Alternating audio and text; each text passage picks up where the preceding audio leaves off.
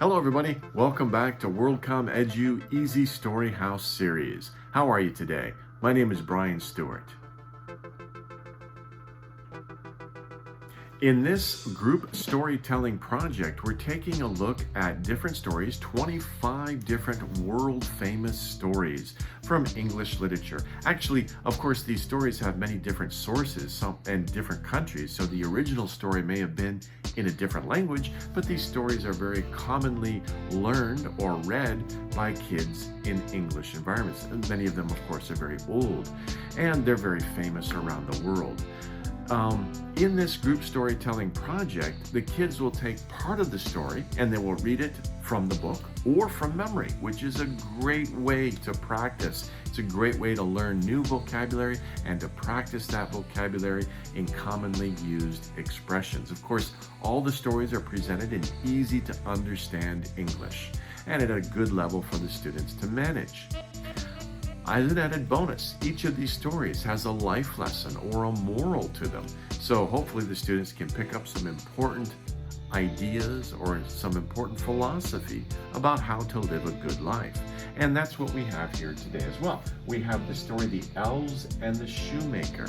Now this is an interesting story. It's about a shoemaker who gets some help from some magical elves. The shoemaker is very poor and he's not sure how he's going to continue to be able to support himself and his wife.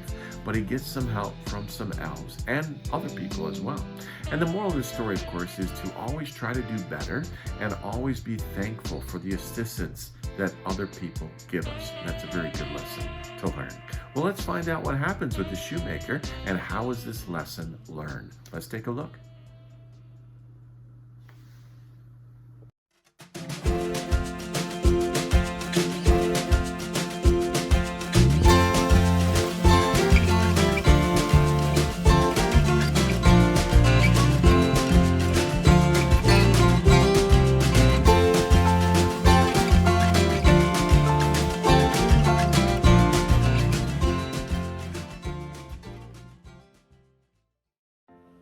Izistoryhaus, The Elves and the Shoemaker.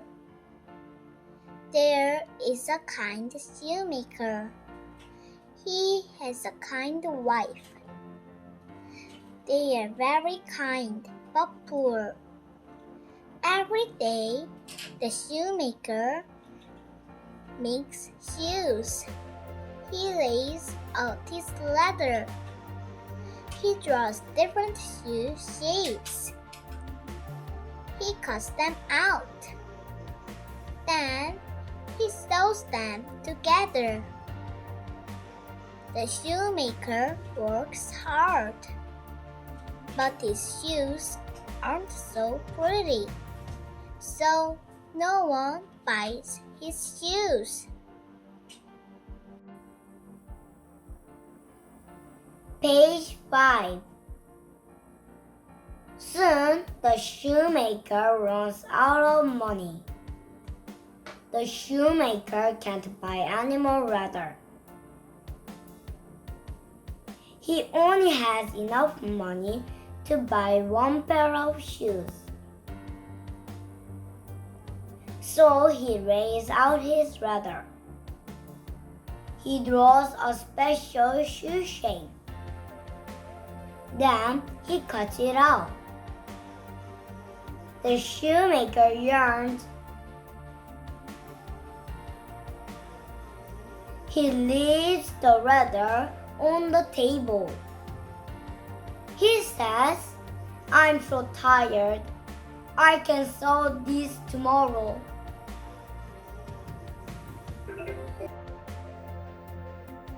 Page 7. Early next morning, the shoemaker goes downstairs.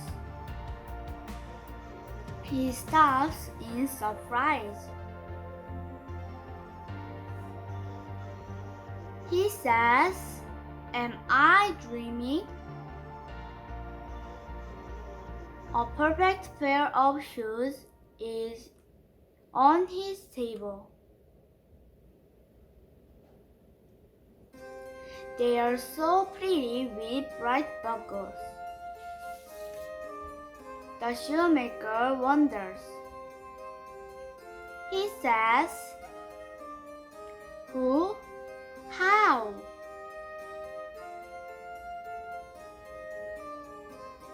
He shows the shoes to his wife. She says, "They are lovely." She puts the shoes in the window.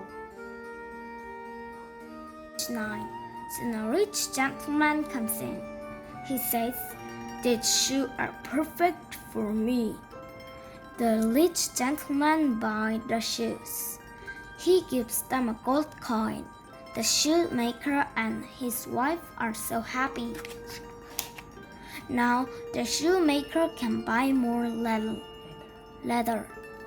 He has enough money to buy 2 pairs of shoes. He lays out his leather. He draws different shoe shapes. Then he cuts them out. The shoemaker is tired. He says, "I can finish them tomorrow." Page 11. But by morning, the shoes are ready. 2 perfect pairs of shoes are on the table. This time, they have fancy boots. The shoemaker wonders again. He says it's magic. The wife puts the shoes in the window so the rich ladies come in.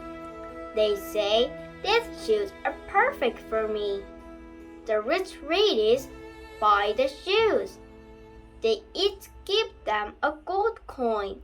Every morning, the shoemaker wakes up and finds beautiful shoes on his table. The shoemaker and his wife become rich. Their shoes are very pretty. Everyone buys their shoes now. The shoemaker and his wife are very happy. Page 14. One day, the shoemaker looks at his wife.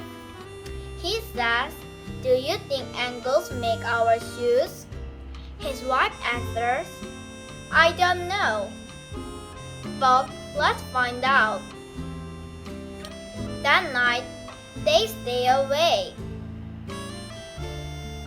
They hide in a corner of the workshop. Everything is quiet until midnight. 2 little elves in rags run in. Page 15. They saw the leather quickly and quietly. The first elf says, "The shoemaker and his wife are kind." The second elf says, "Yes, I'm happy we can help them." The elves finish the last pair of shoes. Then they disappear through the door. The shoemaker and his wife are surprised. They want to thank the elves. The shoemaker says, "How can we thank our true helpers?" His wife says, "Let's make them some nice clothes." The wife makes little shoes for the elves. The shoemaker makes 2 little pairs of shoes. That night, the shoemaker puts the clothes and shoes on the table. Then he and his wife hide again. The elves come and see their new clothes and shoes. They put them on and dance. The elves dance outside and down the street. The shoemaker and his wife smile. Their magic helpers are gone, but now they can make pretty shoes too.